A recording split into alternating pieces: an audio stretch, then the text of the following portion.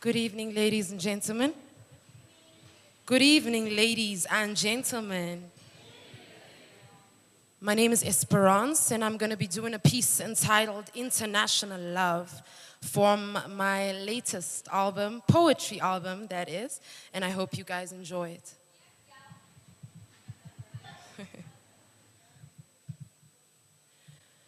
He picked up a piece of string yesterday, tied it around my finger and whispered something stupid, like I love you. Now I'm not one for love, it became redundant and obsolete way back when I was thrown into realism, leaving no room for abstract thoughts. Love was a childish game made of thrones. He would overthrow the ruler in power, annihilate any form of democracy, establish his dictatorship and autonomy where no other could have victory like the elections in. We both stood there with our naked souls. He was Eve and I was Adam, because all this was his fault. As vulnerability augmented endlessly like infinity plus one, the land became toxic land mines. My insanity, I could feel disintegrate before my very eyes. I wanted to be cradled in his arms, let the coarseness of his beard scrape across my forehead, followed by his lips. He picked me up and carried me onto unknown territory. In order to obtain my heart, he made me a foreign to my so-called inner circle, because he made me vow to detach from anything that had once made me smile. Dedication like a suicide bomb, but this man would not stop until he had accomplished his mission. But this land was not his. Al-Qaeda had nothing on him. Penetrating through the protective fences of my heart with AK-77 and ammunition to destroy a city in another city where he knew that no one else would ever be able to find me, Sahara.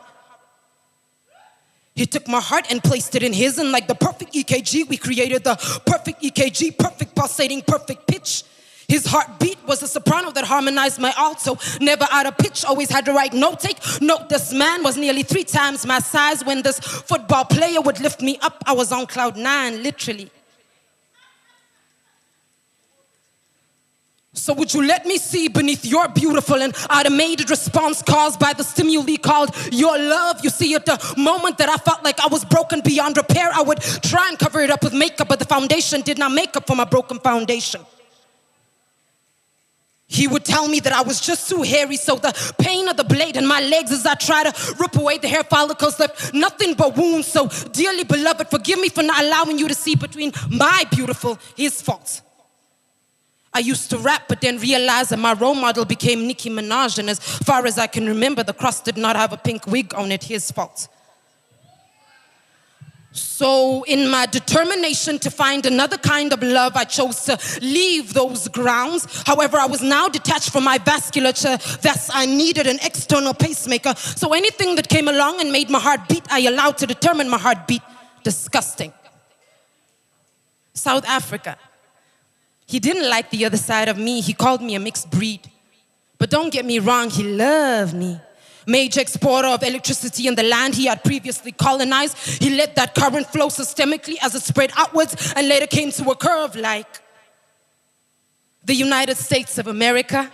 I fell in love with his eloquence of speech. He was the first black man to be president in the USI.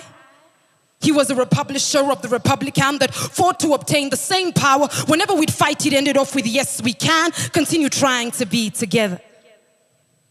Zimbabwe. Zambia, well, that ended before it even began. Zimbabwe, he loved me and her and her and her. He was like cement that had been allowed to set. Once he laid his grip, he refused to let go for terms. I mean years, I mean days. Liberia was a bore. He made me the woman president, and I never quite knew who wore the pants. Zambia, well, that ended before it even began. Iraq took me into his arms and held me way too tight. He crushed my bones and my confidence went along with it. My view of the world had become a rectangle. I had stopped getting my hair done because who would see it anyways? His suits began to bore me by season 3, I mean the 3rd month of our relationship.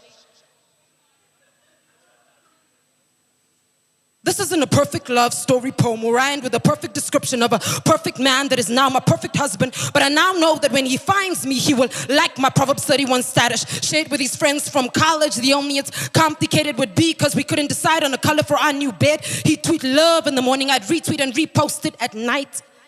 He'd share my page with no other. He was pretty selfish when it came to that. But with time, we'd use time and we'd create 3 followers. Tick, Tick, they had gotten the message and now began to exit the group because my profile picture was his and his was mine. We would be an insta hit, no editing required. Thank you.